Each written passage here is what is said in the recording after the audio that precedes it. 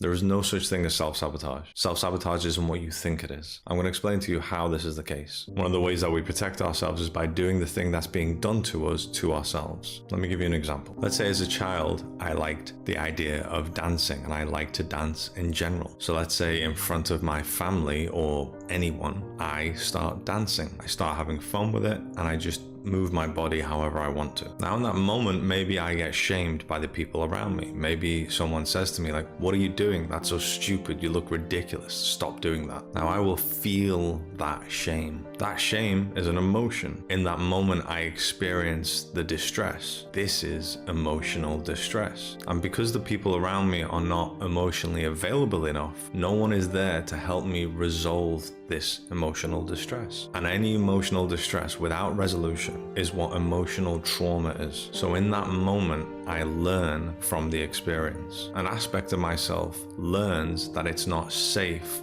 to do what I'm doing, which is dancing in front of people, because that's what makes me feel shame. And in the shame, I'm ridiculed, I'm talked down to, I'm pushed away. Now, maybe the next day or the week after, I again have the desire to dance. So I go to dance, but I've learned from the experience. And an aspect of myself has learned not to put myself in that position. So the way that the aspect stops me from putting myself in that position is doing the same thing that was done to me, saying the same thing that was said to me. So there's a part of myself that will say to me, no, don't do that. Don't go there. Like, you look ridiculous. You look stupid. What are you doing? Don't even try it. This is now part of my self-talk. And this self-talk keeps me safe. It keeps me safe by stopping myself from putting myself in a position where I felt that shame, where I felt that emotional distress. So now I have adopted a part of myself that keeps me safe by speaking to myself the way that I have been spoken to. This is now a learned behavior of how I keep myself safe. And this behavior runs in the background unconsciously to me for my entire life.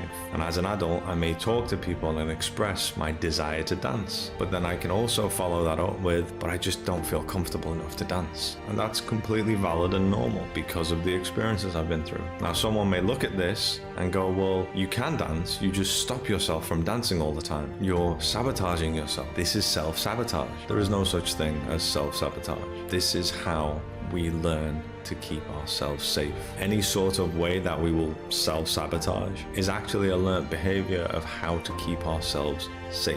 One of my most famous quotes is, "You're not doing anything wrong," because when you realize and dissect and understand all of the behaviors that you have, you see that the root of them always comes from a learned behavior of how to stay safe, which most of the time is unconscious to you. You're not doing anything wrong.